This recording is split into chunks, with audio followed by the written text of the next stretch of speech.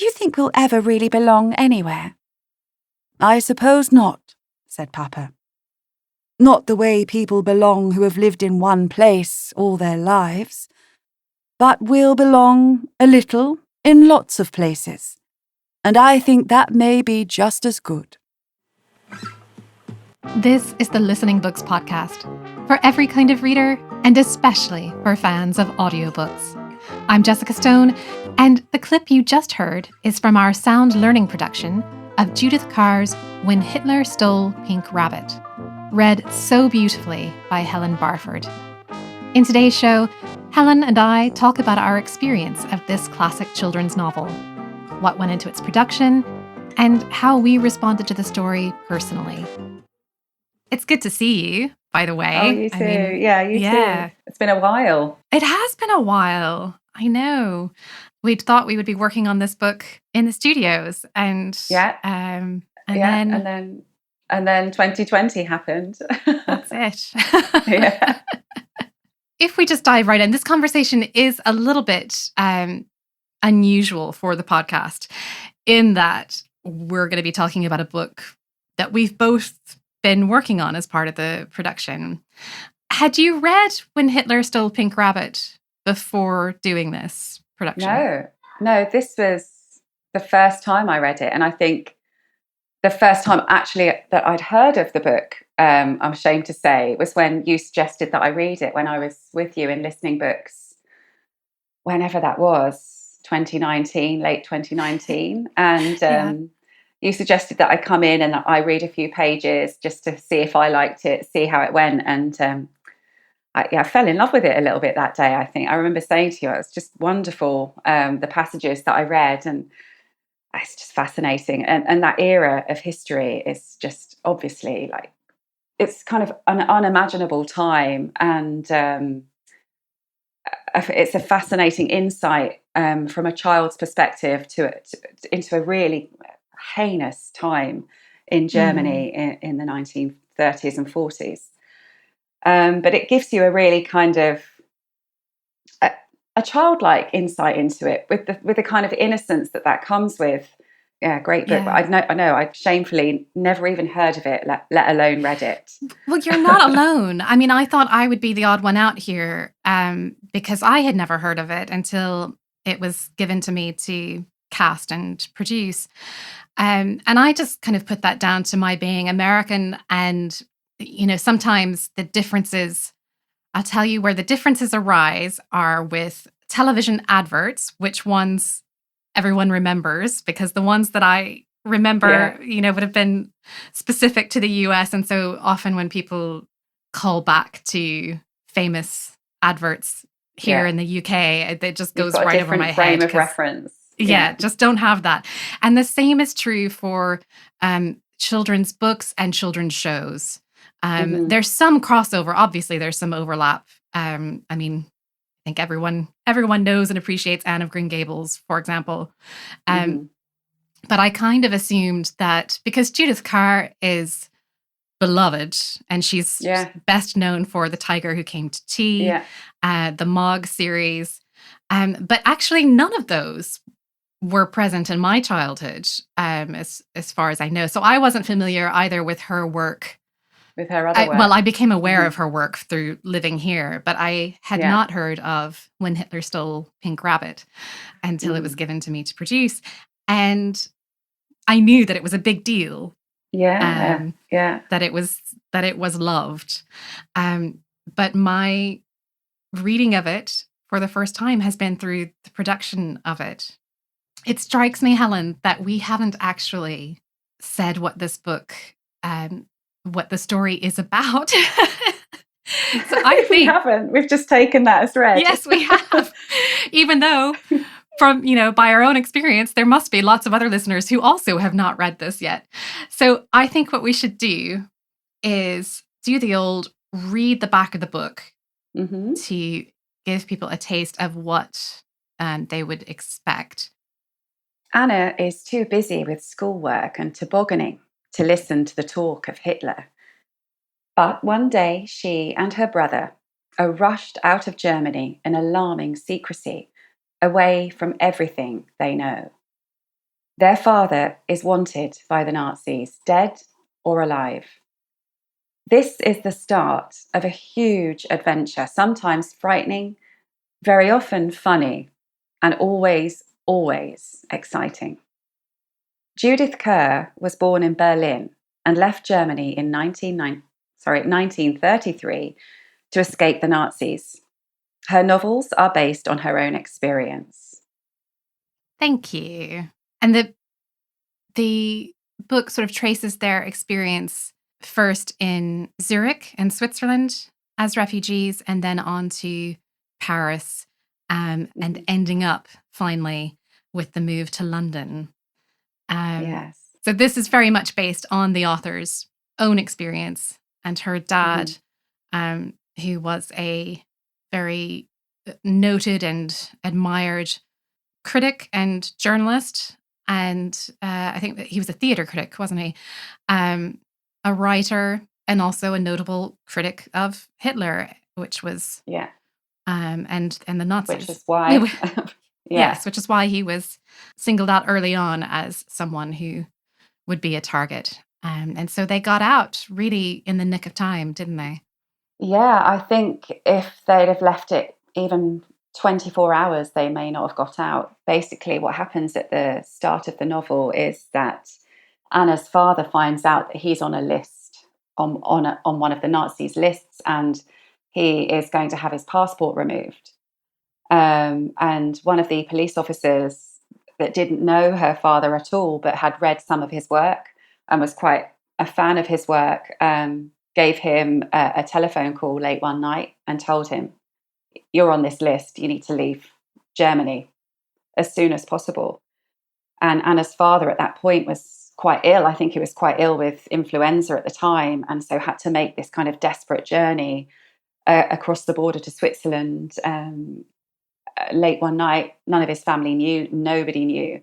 And then Anna had to then kind of pretend that her dad was still ill with the flu in bed. Anyone that asked, it was top secret. She wasn't allowed to tell anyone. And then time frame, I think it's probably about 2 weeks later that they kind of have this realization that there might be trouble for them. They might have their passports removed very soon as well. And so then they have to do the same journey with their mother and kind of escape as refugees to Switzerland.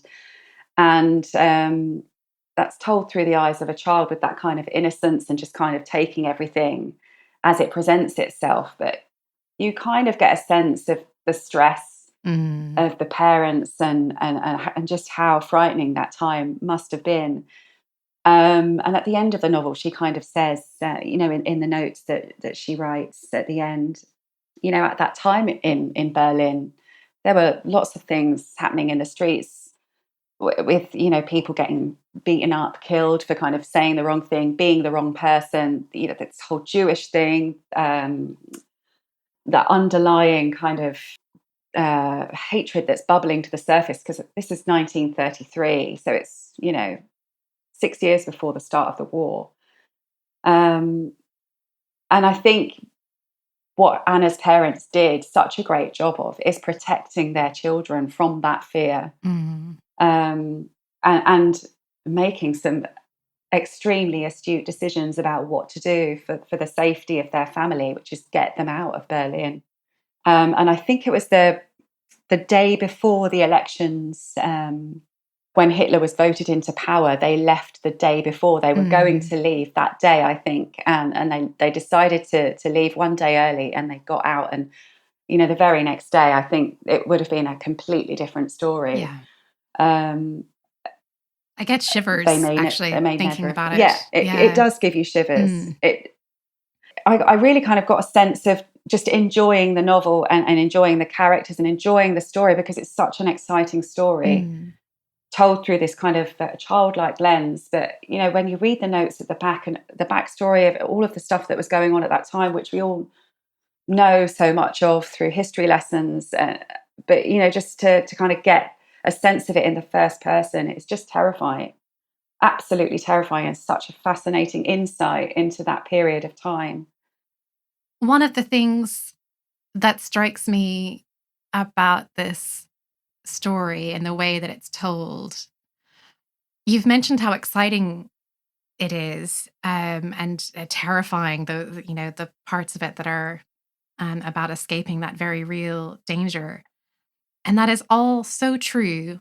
And yet it's still quite a quiet novel. There are It really some is. really Yeah. I'm really amazed by how relatable it is, even though I've never been a Mhm. refugee. It's Yeah. it Mhm. feels so universal still, in its relatability. Yeah. Yeah. It's just explaining her childhood, which happened to have taken place during this really frightening and difficult time in Europe. But that a lot of the novel centers around her school life and which friends she made, and Yeah. you know she went and played with the boys, and none of the other Swiss girls did that, and the kind of that kind of like day to day stuff that just happens in people's childhoods, with the kind of background that we all know about, but it's still very much about a child. It's about a childhood that just happened to have taken place at this point in time. Yeah. I wonder, we'll talk more about the book and the story itself, but I wonder if you might be able to talk me through some of the decisions that you were making as an actor, as a narrator, and having to record alone. At Um, home, yeah, yes. just as you prepared, and then as you were reading in the moment as well. Okay, so as with any audiobook narration, I obviously read through the book first of all, and kind of just try and get a feel for the kind of style of it, the characters within it, and then kind of mark it up for difficult names, difficult places that I don't know how to pronounce, and have a think about character voice. Um, Luckily, I have a Swiss German friend who very kindly um, did voice memos of all of the names. There's some kind of unusual names in here that I'd never heard of before, like Roosley. Yeah. I would have said Rosley. I would have got it completely wrong, and Vreneli, and all of these other names that are kind of Swiss or French. So I had the voice notes of those to kind of help me with pronunciation. And when I narrate, I try and the main character voice, I just try and keep that as similar to my voice as much as possible, because then obviously that's just the easiest way, I think, to when you're talking, narrating in that character voice, it's just easier to have that as similar to your own as possible.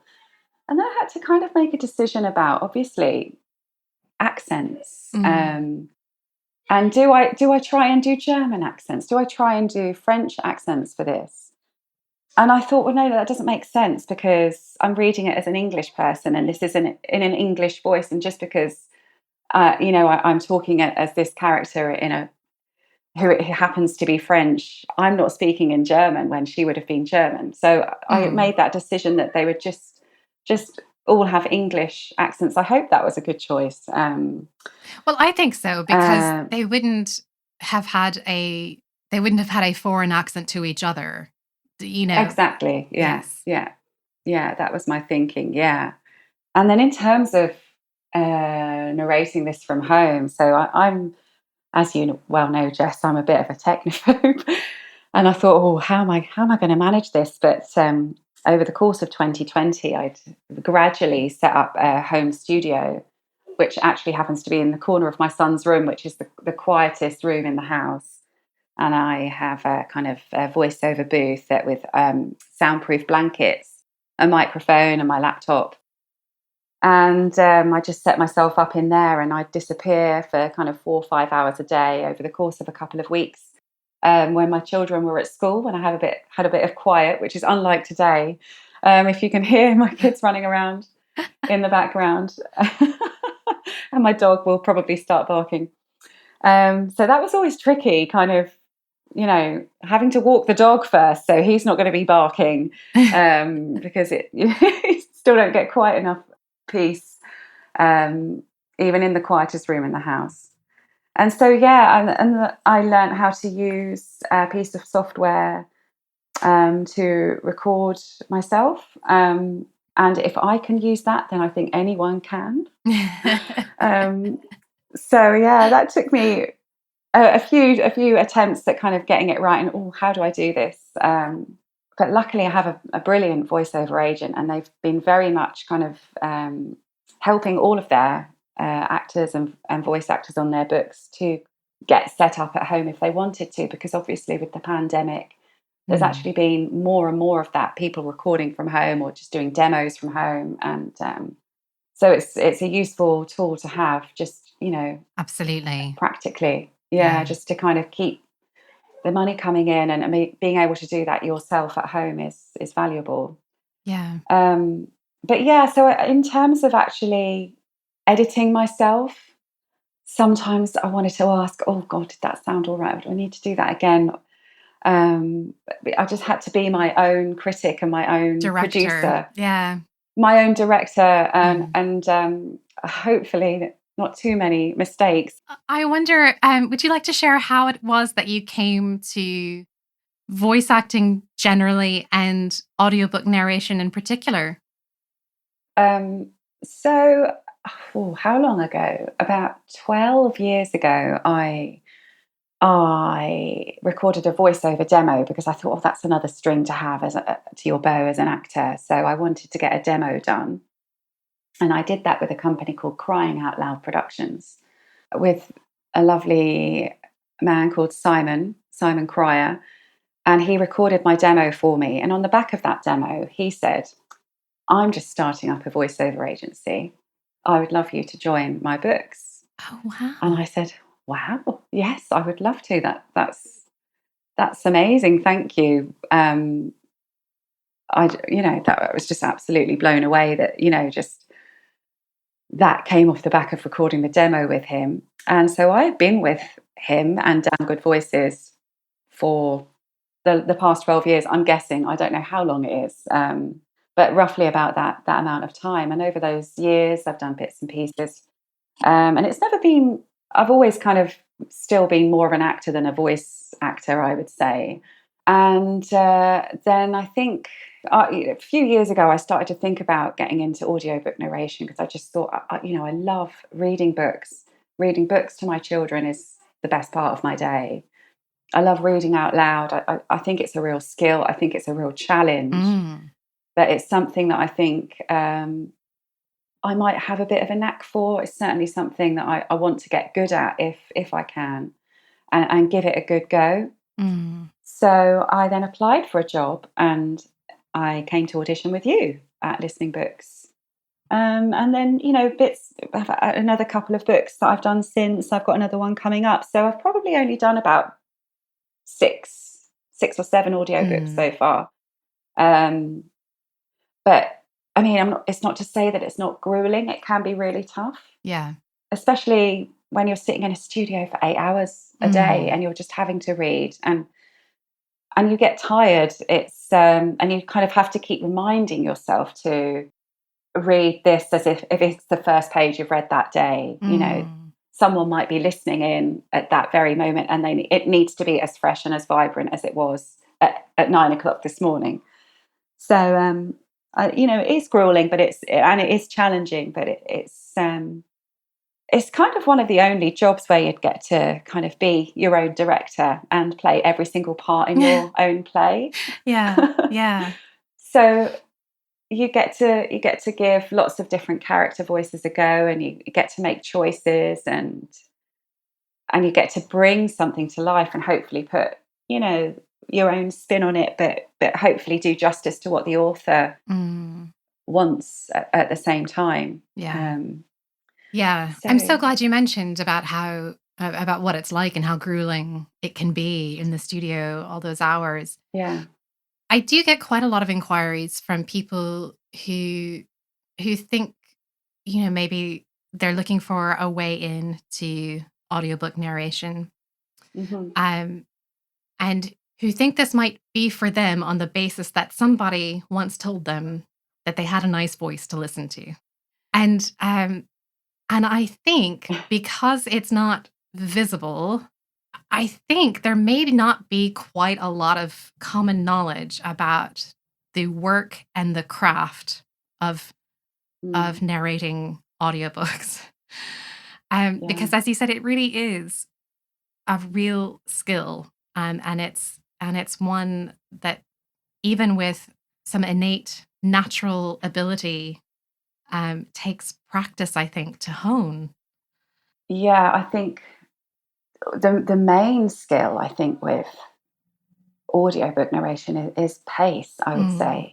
It's getting the pace right. And um, it's so easy to kind of like start tripping yourself up because you want to get to the end of the page or the end of that sentence or that moment, or it's culminating and it's getting exciting, and you want to get there, you want to get to that finish line, and it's so easy to fall into that, and it's about kind of taking that breath and taking that step back and just saying, no, this needs to be at a pace, and if you start getting too fast or too much quicker, then that's where you're going to trip yourself up and start stumbling over words.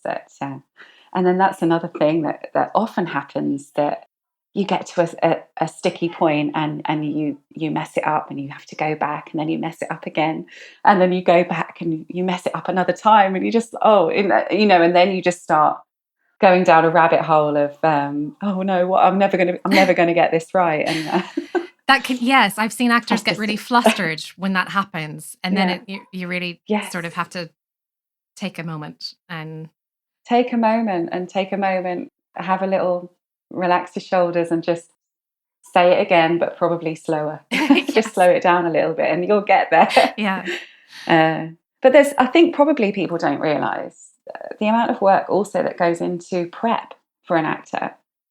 You can't come to it cold. Mhm. You have to have made decisions about how people are going to sound, and you have to know what's going to happen. And often when you do have the PDF, you have it on an iPad, and then you can mark it up and you can highlight the different characters' voices, very similar to how you would mark up a script. And then, if certain lines need to be whispered, or you can write little notes in the footer or the header or just to the side, just to kind of give yourself that heads up, so you don't need to go back. Oh, I should have whispered that, or that should have been louder. Or so there is a lot of prep work that goes into it. And then, as I was saying earlier about the when Hitler stole Pink Rabbit, there's lots of different names that you need to find out pronunciations of. So there is this whole kind of I would say a week's worth of prep before any actual kind of recording even happens in the studio. Mm. So I think it's important to do that, and that will pay dividends, and hopefully that makes the actual recording run a lot more smoothly and a lot more seamlessly Yeah. than if you hadn't done that. Do you have any advice for someone who thinks they might like to get into audiobook narration? My advice would be to just practice reading aloud at home to yourself. Practice reading newspaper articles. I'm always talking to myself when there's no one else in the house. I'll always be reading aloud. Um, and I often like talking to myself in a random American accent or something. I'm sure most actors do that. Walking down the street, walking my dog, they must, people around here must just think I'm completely nuts. But then in terms of kind of getting that route in, it's always so difficult, and I wouldn't say that I would know necessarily. I think it's a lot about luck, isn't it? And it's about just kind of honing your own craft, so you are able to come up with the goods as and when necessary. I mean, I was lucky to have the chance to come and audition for you, and that's where it started for me. So, and it's certainly something that I want to do much more of and continue, and hopefully I will. Touch wood. Yes. I think that the thing that you must do is have a demo, Yes. and so I can wholeheartedly recommend Crying Out Loud, because they do great demos, and he may invite you to join his agency. You're listening to the Listening Books podcast. You probably already know that Listening Books offers an audiobook lending service to people in the UK who have difficulty reading print or holding a book. But did you know But Listening Books members now have access to thousands of newspapers and magazines too. Through our new partnership with Press Reader, we now stock the majority of broadsheets and tabloids, as well as magazines in a wide variety of genres, including gaming, crafts and hobbies, health and fitness, women and men, all of which can be listened to with the click of a button. Joining is easy. Find out more at www.listening-books.org.uk. If we return to When Hitler Stole Pink Rabbit for a moment, I'm wondering, and the reason I'm wondering this is because it happened to me as I was going through editing.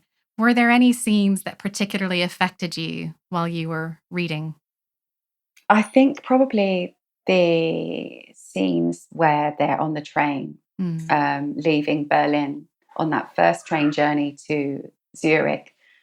I think that section of the book really captured me, I think, more than any other, because of that kind of sense of urgency and fear. And she describes so beautifully the way the guard comes onto the train and looks at the passport, looks at it again, and you're just wondering what's going to happen, and are they going to get over the border? And then they get over the border, and then another guard comes and checks the passport, so they're not quite out of the woods. I think that section of the book for me was the most gripping. Yeah, that sense of adventure and that sense of danger, that will they, won't they kind of thing.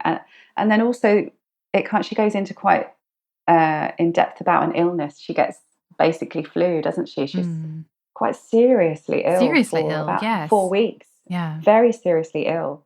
And I actually think at one point they were worried that she wouldn't make it. And it was her interpretation. She was kind of like explaining the kind of hallucinations. Oh, yes.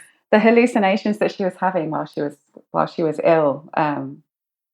What was the most kind of moving, kind of exciting bit of the book for you? Well, there are a couple of scenes that stand out to me. I mean, one that I found really charming and I think just sort of really made me love the book, because I actually found myself laughing out loud in delight at the way the scene was described. And that was, I think it might actually be the scene that I asked you to read when you came in to see if this was a book that would be a good fit for you. And it's when they've just moved from Zurich to Paris because they reckon her dad can actually get some work there, that they're willing to pay him to write. But they don't know, the children don't know French at all. And they are sent to the shop to get a pencil each in preparation for their French tutor who's going to come and teach them. So they go to this shop armed only with a dictionary. And it's so charming the way it's described, because Anna is just, she's full of confidence and just sort of sails in with bonsoir, madame. And, and then her brother's like, that's not a madame, that's a monsieur. And also it's morning, not night. And so there's this wonderful exchange where they successfully ask for a pencil, and the shopkeeper is full of goodwill. He's doing his best to understand what they want, and they are thrilled that they've, that this has worked, that somehow they have managed to say the magic words that produce these pencils. But they were expecting change when they paid for it, and there was no change. And so Anna decides she's going to ask for another pencil, a cheaper one. And the way it describes the misunderstanding and how the shopkeeper's smile gets increasingly strained. This is what I mean by it being so relatable.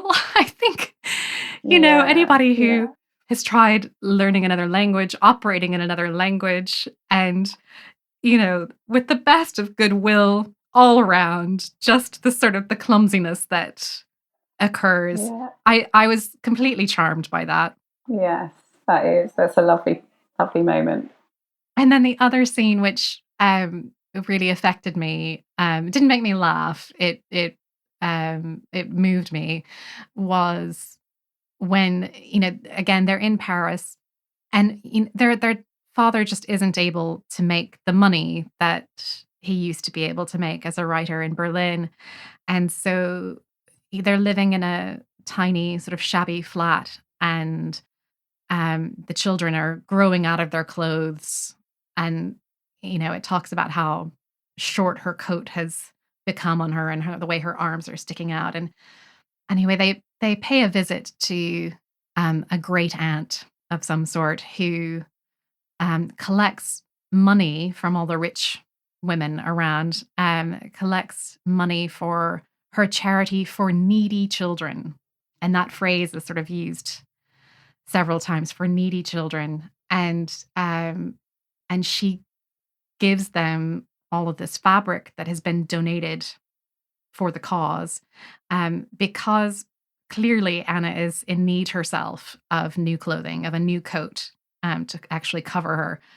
And the thing that got me about this was when she comes home so excited to tell her papa about this new fabric that she's been given, and how she's finally gonna have a green coat like she always wanted. And she is just so full of joy about it. And she's blurting out the story, and she mentions the needy children, and the way it describes the way her papa's face changes when he realizes that they've been given something donated to needy children, because his children are now classed as needy children.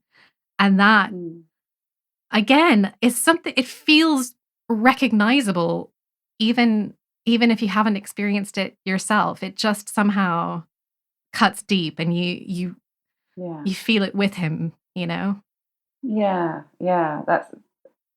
He relents eventually, doesn't he? He kind of allows her to have the new coat, because at one point he was just like, no, we're not, my children aren't charity cases. I'm not going to let you have this. You're not needy. And and it's that kind of journey that he goes through to kind of realize, actually, okay, I might have to take this. Yeah. And that, I think, that's the scene as well that made me think about what this means as not just a children's story, but a refugee story, and how every refugee story must be this specific and this particular, and yet also this human, and therefore universal, and worthy of our attention and compassion. Absolutely. Yeah. And so pertinent right now, isn't it, with Yes. everything that's happening in Afghanistan. And it's just a constant reminder that actually this is happening now, and it's happened every decade since. Yes. And however much we feel like we've moved on, actually we haven't. It's a reminder, isn't it, of how pertinent this book is still to this day. Yes.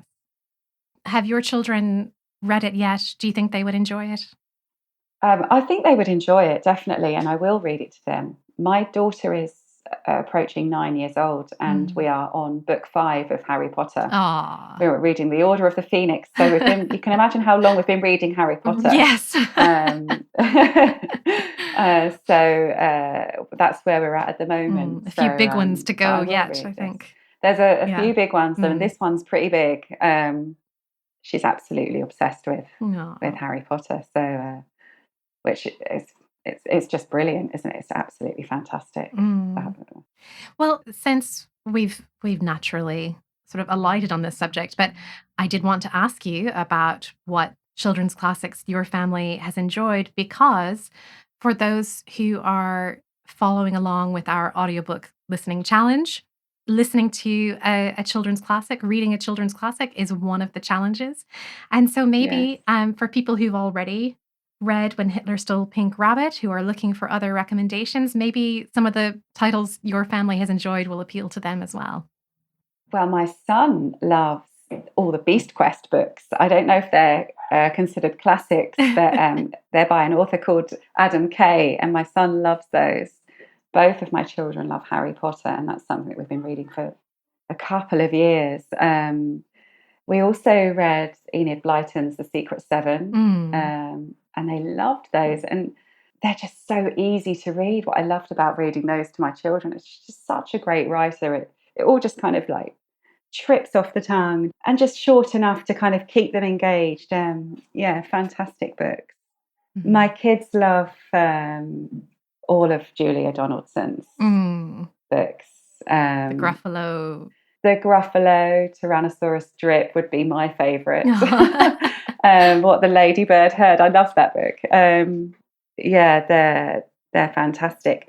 And I'm ashamed to say, because I was thinking about, what kind of books we've been reading and what I like to read to them. Haven't read any of the Roald Dahl books to them yet. So that's something to look forward to. Yeah, and so that's definitely next on the list for me. In fact, I might get a few of those and start reading them alongside Harry Potter at bedtime. Yeah, must remedy that, I think. What were the ones that you loved growing up? I loved the Roald Dahl books, Matilda, Charlie and the Chocolate Factory, James and the Giant Peach, the BFG. I just loved all of those. I also loved The Famous Five and The Secret Seven. I loved The Secret Garden. Railway Children. And it's kind of, I wonder if it's the film or the book that makes me, think about why I love that story. But either way, they're just great stories for kids. But yeah, I think Roald Dahl would have been my favourite kind of author to read, pick up a book and read. Quentin Blake's illustrations, but just, a big part of that, I think. Yeah. The Secret Garden, actually, that would be a rewarding book to pick up again as an adult, I think. Yeah. I remember being given that book by a favourite aunt, and it was just that little bit too advanced for me at the time. And so, after a year or two, I picked it up again, and suddenly, it's a bit like Anna's experience with French, where she was struggling so hard with it, and then one day it suddenly made sense. And so I think The Secret Garden was like that for me. It was just too opaque for me at first. And then one day it suddenly all made sense. And it was such a beautiful story. Yeah, I must admit, I've tried it with my daughter, and she wasn't too keen when I tried it. So it's one of those that I need to try again. Yeah, I think, maybe wait a year or two. Yeah. It makes all the difference, really. It's going to take me that long to read the rest of the Harry Potter books. Well, exactly. Yes, you've got time, I think. Yeah. Helen, it's been such a delight to talk to you today. Thank you. You too. Thank you so much for inviting me to join you. It's been so lovely. And of course, thank you for listening. I'd love to know what children's classics you and your family have enjoyed. Give us a shout on social media @ListeningBooks. Links and book recommendations are in the show notes as usual. The Listening Books podcast is produced by Listening Books, a UK charity that provides an audiobook lending service for over 115,000 members who find that illness, mental health, physical or learning disability affects their ability to read the printed word or hold a book. It's simple to join. For more information, head to our website www.listening-books.org.uk.